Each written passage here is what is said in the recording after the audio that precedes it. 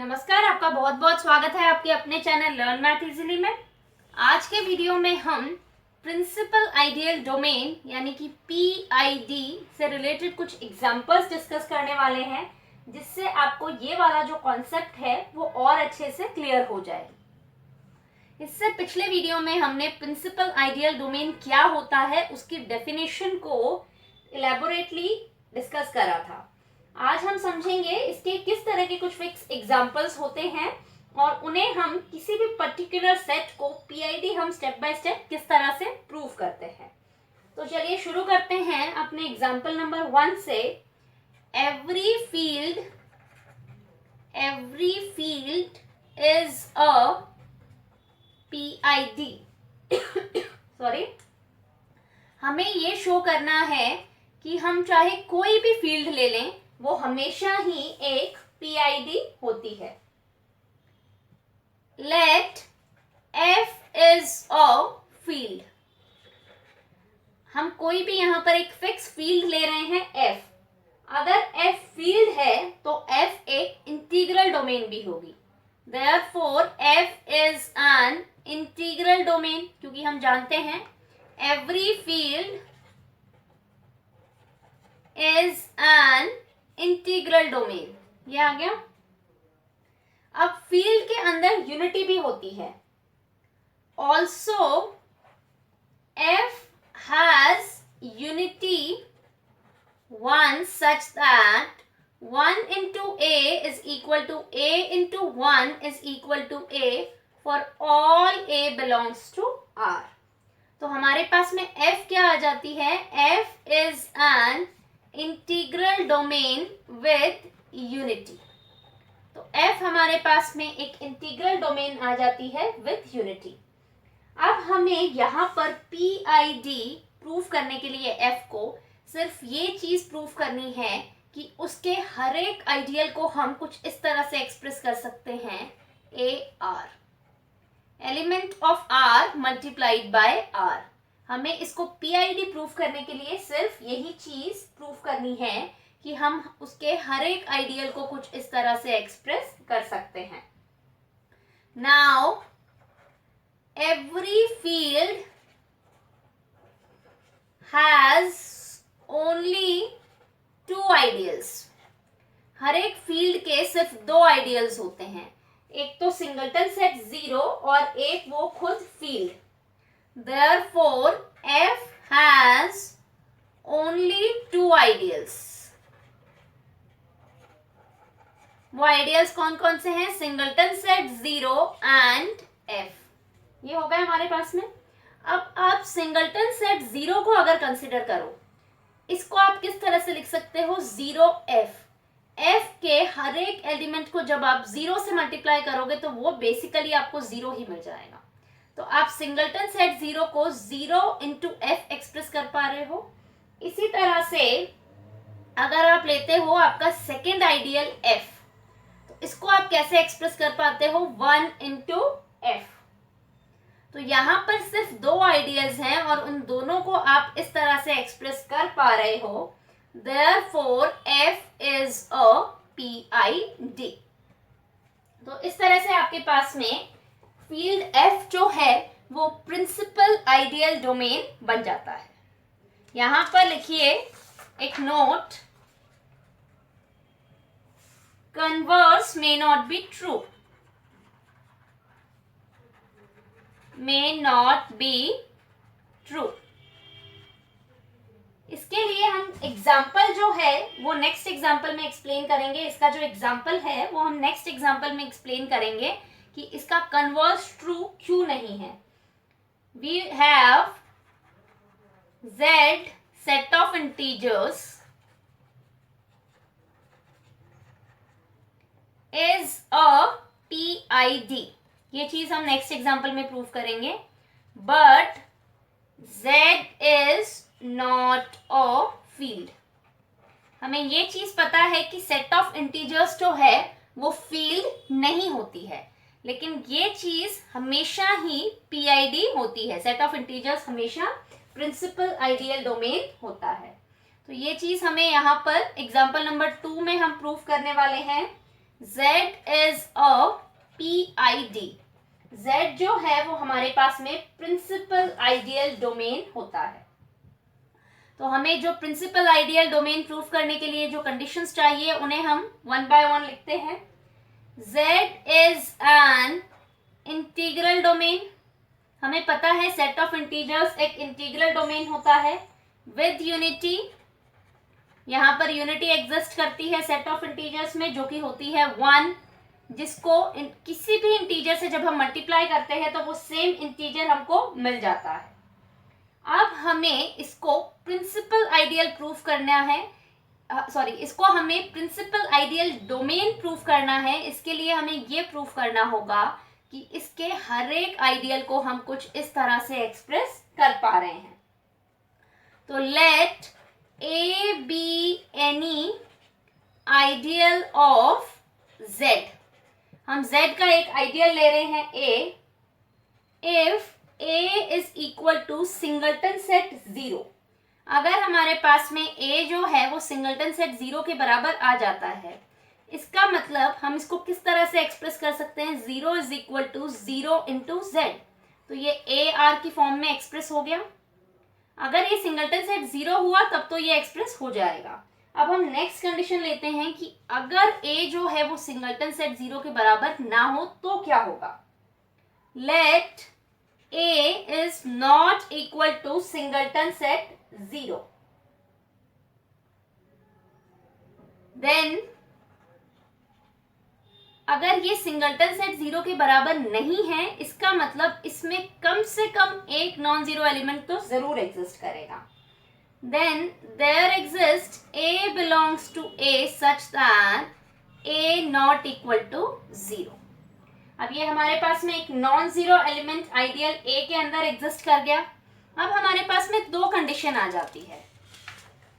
First condition तो ये है कि A या तो पॉजिटिव इंटीजर है या फिर A नेगेटिव इंटीजर है। हम इस प्रूफ को कंटिन्यू करते हुए अगर हमारे पास में A पॉजिटिव इंटीजर है तो हम उसको ऐसे ही रख लेंगे, वी कीप इट। लेकिन अगर A नेगेटिव इंटीजर है तो हम कंसिडर करेंगे -A को, जो कि हमारे पास में होगी greater than 0।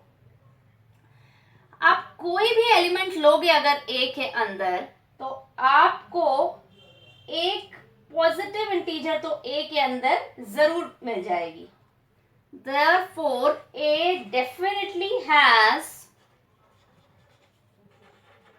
some positive integers in it. इसमें कुछ पॉजिटिव इंटीजर तो जरूर होगी।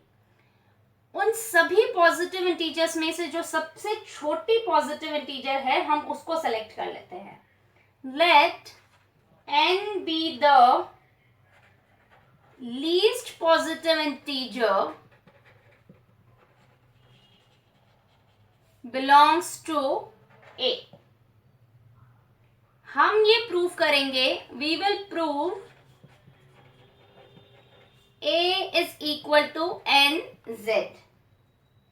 हमारे पास में nz के अंदर एलिमेंट्स किस तरह के होंगे, nx such that x belongs to z। अब इन दोनों सेट्स को बराबर प्रूफ करना है। तो सबसे पहले हम क्या प्रूफ करेंगे कि nz जो है वो A के अंदर कंटेन कर रहा है, फिर हम ये प्रूफ कर देंगे कि A जो है वो nz के अंदर कंटेन कर रहा है। we first show nz contained in equal to A। अब यहां पर देखिए, now n belongs to A। हमने ये लिया है n be the least positive integer which belongs to A। तो हमारे पास में n जो है वो A को बिलोंग कर रहा है। तो A एक आइडियल है, तो n को कितनी भी टाइम अगर हम ऐड कर देंगे तो वो भी A के अंदर बिलोंग करेगा। यहाँ पर हम उसको x टाइम्स ऐड कर रहे हैं तो वो A के अंदर बिलोंग करेगा। तो ये क्या आ गया, nx belongs to A। और ये कितनी भी टाइम हम इसको ऐड करें तो वो A के अंदर बिलोंग करेगा। तो for all x belongs to Z आ गया। therefore nz contained in equal to a। इसको हम ले लेते हैं अपनी इक्वेशन नंबर 1। अब हम ये प्रूव करेंगे कि a जो है वो nz के अंदर कंटेन कर रहा है।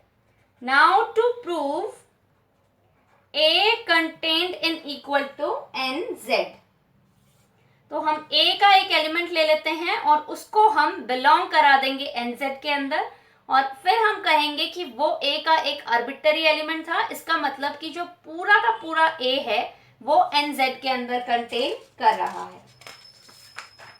Let m belongs to a, also n belongs to a। अब हमारे पास में n जो है वो लीस्ट पॉजिटिव इंटीजर है जो कि a को बिलोंग करती है। Therefore, by applying division algorithm,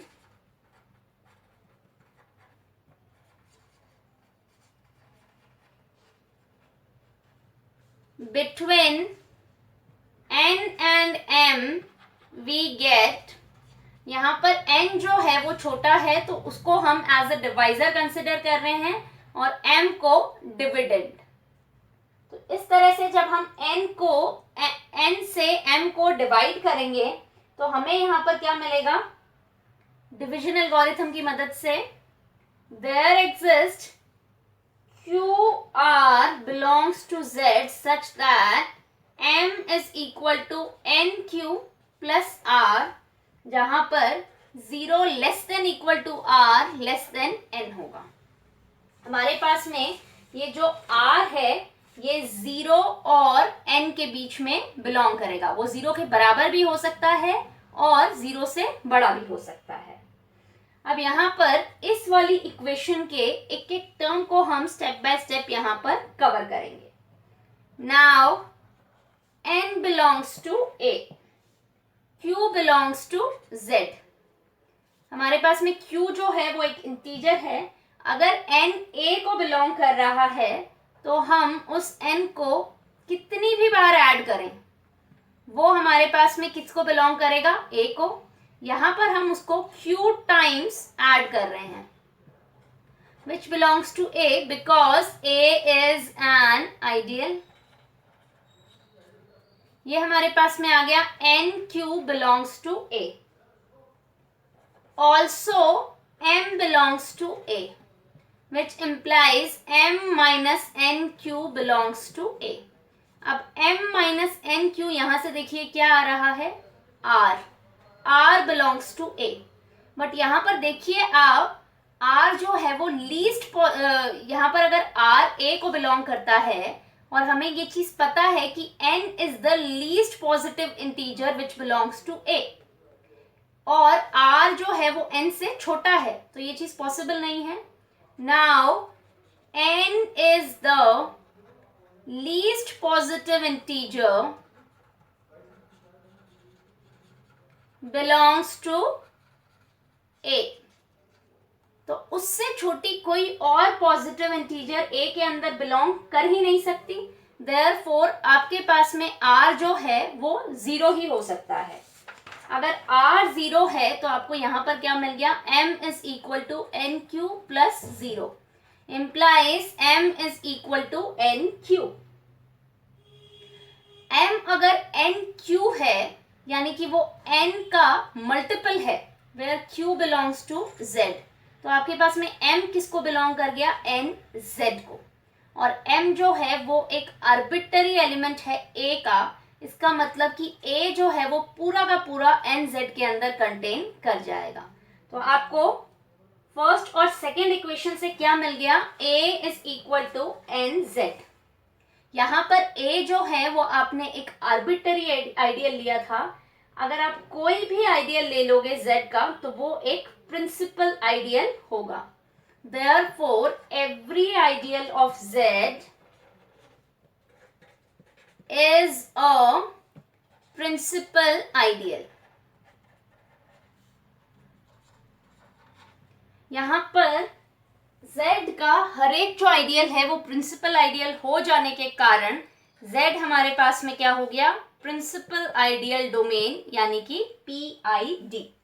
इस तरह से हमारे पास में सेकेंड एग्जाम्पल जो है वो यहीं पे कंप्लीट हो जाता है। नेक्स्ट वीडियो में हम कुछ PID से रिलेटेड उस टॉपिक के अंदर कुछ और डेफिनेशंस जो हैं वो डिस्कस करेंगे। अगर आपको आज का मेरा ये वीडियो पसंद आता है तो वीडियो को लाइक करें और फ्यूचर में इसी तरह से हायर मैथमेटिक्स के वीडियोस देखने के लिए लर्न मैथ इजीली चैनल को सब्सक्राइब करना बिल्कुल भी ना भूलें। Thank you so much for watching this.